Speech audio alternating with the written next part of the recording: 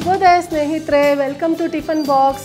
ನಾನಿವತ್ತು ಟಿಫನ್ ಬಾಕ್ಸಲ್ಲಿ ವೆಜಿಟೇಬಲ್ಸ್ ಎಲ್ಲ ಯೂಸ್ ಮಾಡಿಕೊಂಡು ಶಾವಿಗೆ ಉಪ್ಪಿಟ್ಟು ಮಾಡೋದು ಹೇಗೆ ಅಂತ ತೋರಿಸ್ತಾ ಇದ್ದೀನಿ. ಇದಕ್ಕೆ ಏನೇನು ಸಾಮಗ್ರಿ ಬೇಕು ಅಂತ ನೋಡೋಣ.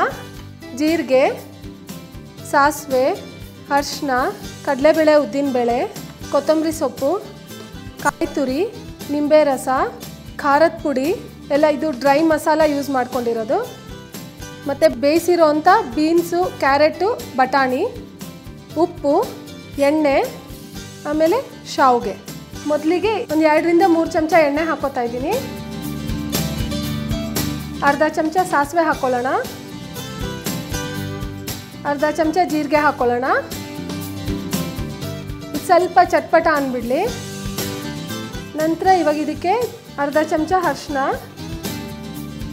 ಆಮೇಲೆ 1 ಚಮಚ ಕಡಲೆಬೇಳೆ, ಉದ್ದಿನಬೇಳೆ ಹಾಕೋತಾ ಇದ್ದೀನಿ.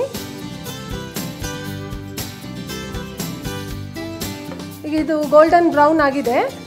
ಈ ಹಂತದಲ್ಲಿ ಇವಾಗ ನಾವು ಬೀನ್ಸು, ಕ್ಯಾರೆಟು ಮತ್ತು ಹಸಿ ಬಟಾಣಿ ತೊಗೊಂಡಿದ್ದೀನಿ. ಬೇಕಿದ್ರೆ ನೀವು ಎಲೆಕೋಸು, ಇದು ಹೂಕೋಸು, ಆಮೇಲೆ ಆಲೂಗಡ್ಡೆ ಅದು ಬೇಕಾದ್ರೂ ಹಾಕ್ಕೋಬೋದು. ಯಾವ ತರಕಾರಿ ಬೇಕಾದರೂ ನಾವು ಇದಕ್ಕೆ ಹಾಕ್ಕೋಬೋದು. ಇದನ್ನು ನಾನು ಬೇಯಿಸಿದ್ದೀನಿ, ಹಾಕ್ತಾಯಿದ್ದೀನಿ. ಈಗ ಇದನ್ನು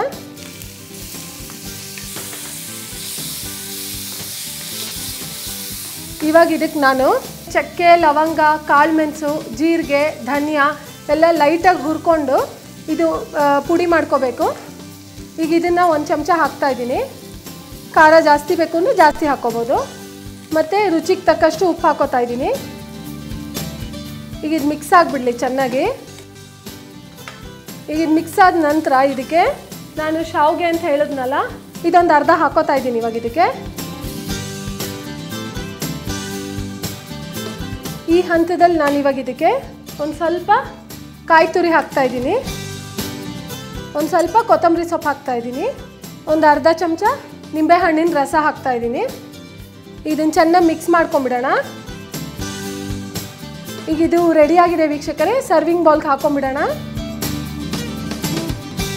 ಇದೆಲ್ಲ ನೀವು ಮನೇಲಿ ಖಂಡಿತ ಟ್ರೈ ಮಾಡಿ, ತುಂಬ ಟೇಸ್ಟಿಯಾಗಿರುತ್ತೆ. ಮತ್ತೆ ಮುಂದಿನ ಸಂಚಿಕೆಯಲ್ಲಿ ಭೇಟಿಯಾಗೋಣ. ಅಲ್ಲಿವರೆಗೂ ಹ್ಯಾವ್ ಅ ಗುಡ್ ಡೇ.